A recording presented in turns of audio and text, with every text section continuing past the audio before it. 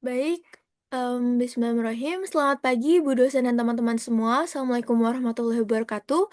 Perkenalkan kami dari kelompok 3, konsentrasi manajemen pemasaran, Fakultas Ekonomi dan Bisnis Universitas Negeri Jakarta akan mempresentasikan proposal kami yang berjudul Examining the Effect of Brand Image on Purchase Intention, Brand Loyalty and Word of Mouth through Environmental Knowledge, Evidence from the Sunscreen Industry. Penelitian ini kami ajukan sebagai bagian dari mata kuliah Metodologi Penelitian dengan dosen pengampu Ibu Titis Fatarina Mahfirah, SE MSM. Boleh di next? Nah, di sini ada anggota yang kelompok 3 yang beranggotakan saya sendiri, Naura Yasmin Zahraini, dengan belakang NIM 004, Maulana Subhan Zain dengan belakang NIM 140, dan Tio Bona Hisyam Soleh dengan belakang NIM 123. Boleh di next? Nah, selanjutnya akan ada di bab 1 pendahuluan. Boleh next? Nah, di sini ada latar belakang dari proposal kami. Nah, di sini kita menjelaskan bagaimana industri kecantikan di Indonesia dalam satu dekade terakhir berkembang sangat pesat. Seiring meningkatnya kesadaran masyarakat terhadap self-care mereka, salah satu produk yang mengalami lonjakan signifikan adalah sunscreen, yang saat ini tidak hanya berfungsi sebagai melindungi kulit dari sinar UV, tetapi juga menjadi simbol gaya hidup sehat dan sadar akan lingkungan.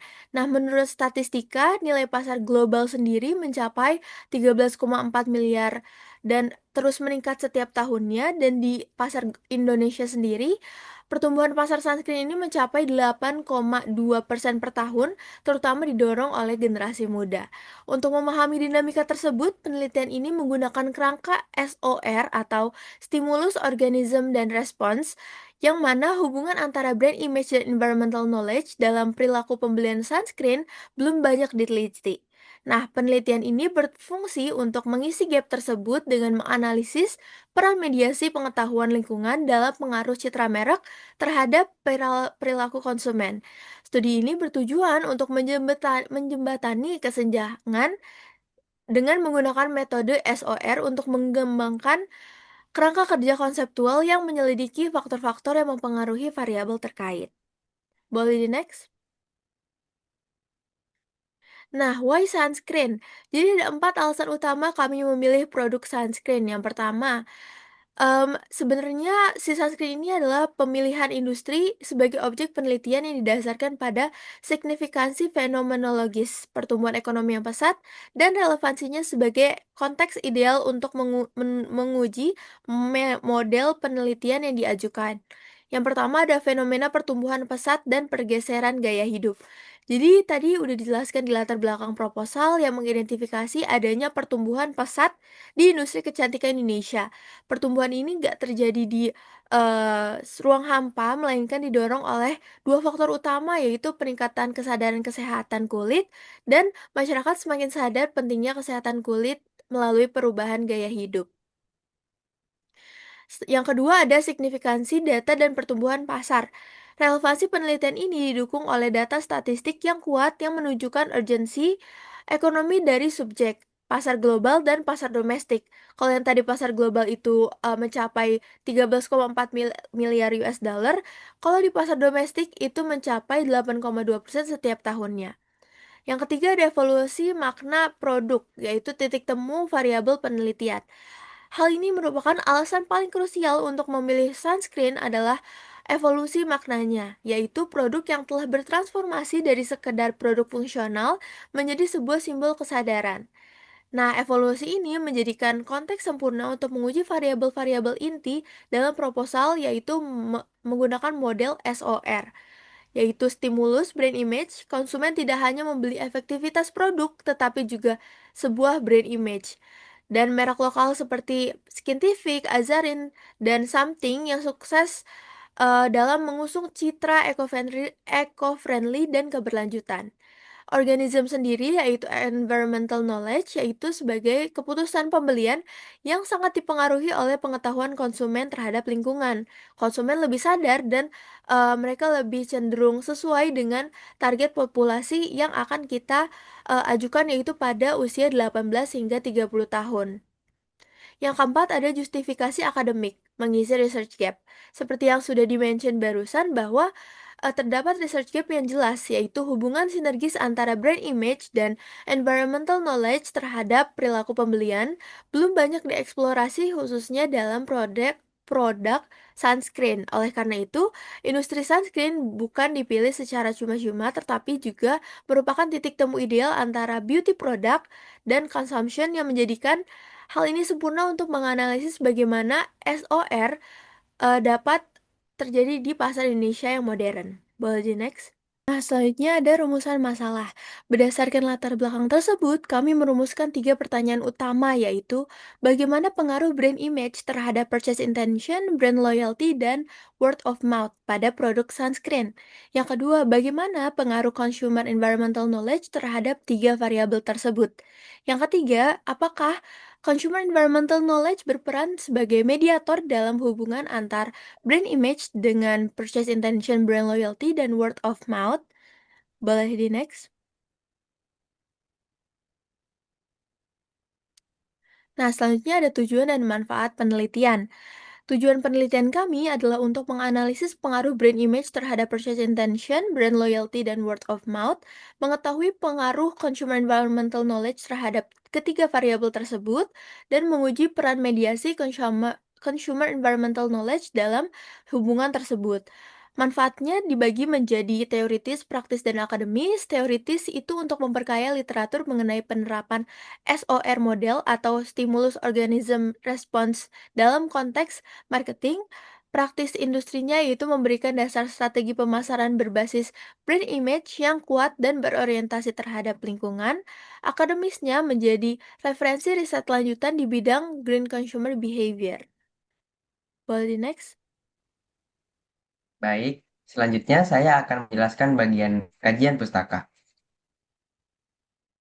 Oke, penelitian penelitian ini menggunakan model eh, SOR atau Stimulus Organism Response sebagai grand teori. Model ini pertama kali dikemukakan oleh Mehrabian dan Russell yang menjelaskan bagaimana rangsangan eksternal dari lingkungan dapat memicu reaksi emosional dan perilaku individu. Dalam konteks perilaku konsumen, model ini membantu menjelaskan bagaimana stimulus pemasaran seperti brand image dapat memengaruhi proses psikologis konsumen dan akhirnya menghasilkan respon berupa perilaku tertentu, seperti keputusan pembelian. Model ini banyak digunakan dalam penelitian perilaku konsumen modern, sebagaimana dijelaskan oleh Jacobi dan Vieira. Oke. Lalu di sini ada skema SOR. Yakni secara sederhana model SOR ini menjelaskan bahwa S atau stimulus adalah rangsangan dari luar, lalu ada organisme atau di sini singkat O adalah proses internal dalam diri konsumen, lalu yang ketiga ada respons adalah hasil atau perilaku yang muncul setelah menerima stimulus tersebut. Nah, dalam penelitian ini, brand image berperan sebagai stimulus, consumer environmental knowledge sebagai organism, dan purchase intention, brand loyalty, serta word of mouth sebagai respons.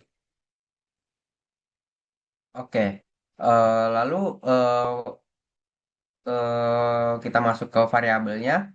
Yang pertama yaitu brand image. Brand image merupakan persepsi dan keyakinan konsumen terhadap atribut fungsional, simbolik, serta keberlanjutan suatu merek. Nah, indikator yang digunakan dalam penelitian ini meliputi yang pertama yakni kesan positif terhadap merek, persepsi kualitas, nilai keberlanjutan merek, dan konsistensi komunikasi merek. Nah, konsep ini diadaptasi dari Keller dan juga Tan et al. Lalu variabel yang kedua yakni consumer environmental knowledge. Nah, yang berperan sebagai variabel mediasi sekaligus organisme dalam model SOR. Nah, variabel ini menggambarkan tingkat pemahaman konsumen mengenai dampak lingkungan dari produk dan perilaku konsumsi mereka. Nah, indikatornya itu meliputi pengetahuan umum tentang isu lingkungan, pemahaman terhadap dampak konsumsi, dan yang terakhir kesadaran terhadap politik ramah lingkungan. Nah, konsep ini mengacu pada Mustafa dan Simanjuntak et al. 2003. Lalu yang selanjutnya ya dia adalah variabel Y1 yakni purchase intention. Nah, yaitu niat konsumen untuk membeli produk dalam waktu dekat. Indikatornya yang digunakan itu meliputi keinginan membeli, kesediaan membeli, dan preferensi terhadap merek tertentu. Nah, variabel ini diadaptasi dari Barwatch et al. 2020. Oke, lalu variabel berikutnya ini brand loyalty menggambarkan komitmen konsumen untuk membeli kembali serta merekomendasikan merek yang sama di masa depan. Nah, indikatornya ini meliputi pembelian ulang, lalu preferensi terhadap merek, dan komitmen jangka panjang. Nah, konsep ini mengacu pada eh, Oliver dan Zahir. Lalu variabel terakhir adalah word of mouth, yaitu tindakan konsumen dalam membagikan pengalaman positif tentang merek kepada orang lain. Nah, indikatornya ini meliputi yang pertama, rekomendasi langsung, diskusi positif, dan lalu yang terakhir komentar di media sosial. Oke, lalu yang selanjutnya ada hipotesis penelitian. Berikut yang pertama, ya ini ada hipotesis yang satu, yakni brand image berpengaruh positif terhadap consumer environmental knowledge. Lalu hipotesis hipotesis dua, consumer environmental knowledge memediasi pengaruh brand image terhadap purchase intention, brand loyalty, dan word of mouth. Lalu hipotesis tiga a, yakni brand image berpengaruh positif terhadap purchase intention. Lalu hipotesis 3B, brand image berpengaruh terhadap purchase intention melalui consumer environmental knowledge. Kemudian hipotesis yang selanjutnya ada hipotesis 4A, yakni brand image berpengaruh positif terhadap brand loyalty. Lalu hipotesis 4B, brand image berpengaruh terhadap brand loyalty melalui consumer environmental knowledge. Lalu hipotesis brand image berpengaruh positif terhadap word of mouth. Lalu hipotesis 5B, brand image berpengaruh terhadap word of mouth melalui consumer environmental knowledge. Nah, jadi secara keseluruhan, model ini ingin melihat peran mediasi consumer environmental knowledge dalam memperkuat hubungan antara brand image dan berbagai bentuk respon konsumen yang positif. Nah, pada model penelitian dapat dilihat bahwa print image, yakni X, menjadi stimulus utama yang memengaruhi tiga bentuk respon, yakni purchase intention, brand loyalty, dan word of mouth, baik secara langsung maupun melalui consumer environmental knowledge. Nah, model ini diharapkan dapat memberikan pemahaman yang lebih mendalam tentang bagaimana citra merek yang berorientasi pada keberlanjutan dan dapat meningkatkan perilaku konsumen yang loyal dan peduli terhadap lingkungan. Baik, terima kasih atas penjelasannya. Selanjutnya kita akan memasuki bab 3 di mana membahas metode penelitian. Boleh di next? Baik, jadi kita akan memasuki metode penelitian yang di mana metode penelitian ini kita akan menggunakan kuantitatif dengan metode survei sampai 30 tahun di kampus UNJ dengan sampel 300 responden diambil dengan purposive sampling. Selanjutnya ada respondennya di mana merupakan pengguna aktif sunscreen. Lalu pengumpulan data. Nah, pengumpulan data ini kami akan menggunakan teknik kuesioner yang di mana Google Form dengan instrumen skala Likert 5 poin yang diadaptasi dari penelitian terdahulu. Boleh di next? Nah, selanjutnya ada penyusunan instrumen, di mana instrumen penelitian ini tuh disusun menggunakan kuesioner tertutup dengan skala Likert 5 poin dengan melalui 3 tahap. Lalu analis datanya digunakan menggunakan Partial Least Square Structural Equation Modeling di mana PLS SEM melalui Smart PLS 4.0. Boleh di next? Selanjutnya ada teknik pengumpulan data di mana pertanyaan dari dua bagian, di mana pertanyaan itu menggunakan screening untuk memastikan bahwasannya kesesuaian responden. Selanjutnya, pertanyaan inti yang mengukur seluruh variabel penelitian. Boleh di next? Nah, berikutnya kita akan masuk ke tahapan metode penelitian, di mana teknik utamanya itu menggunakan PLS, SEM, dan juga tahap pertama, di mana itu kita akan menguji outer model, di mana menilai validitas convergent dan diskriminan, dan reliabilitas, Cronenberg, alpha, dan composite reliability. Selanjutnya, tahap keduanya kita akan menguji di mana menggunakan inner model yang menganalisis hubungan antar variabel, path coefficient, t-statistik, p-value, dan uji correlationalitas. Selanjutnya kita akan ke tahap ketiga di mana kita akan menguji mediasi menggunakan teknik bootstrapping dengan 5.000 subsampel untuk menguji pengaruh tidak langsung secara spesifik. Yang terakhir kita akan menguji menggunakan evaluasi model yang dimana menilai kekuatan model melalui koefisien determinasi R square dan predictive relevance Q square. Boleh di Nah, next. terima kasih banyak Tio Hisham Soleh. Penelitian ini menjunjung tinggi prinsip informed consent, kerahasiaan data responden, serta integritas akademik dengan menggunakan konsen untuk responden yang akan kita pakai nanti. Sebagai kesimpulan, penelitian ini juga berupaya memberikan pemahaman baru mengenai bagaimana brand image dan pengetahuan lingkungan konsumen dapat membentuk perilaku pembelian berkelanjutan. Kami berharap hasilnya tidak hanya berkontribusi pada teori saja, tetapi juga membantu industri kosmetik lokal dalam menciptakan strategi merek yang lebih bertanggung jawab terhadap lingkungan ke depannya.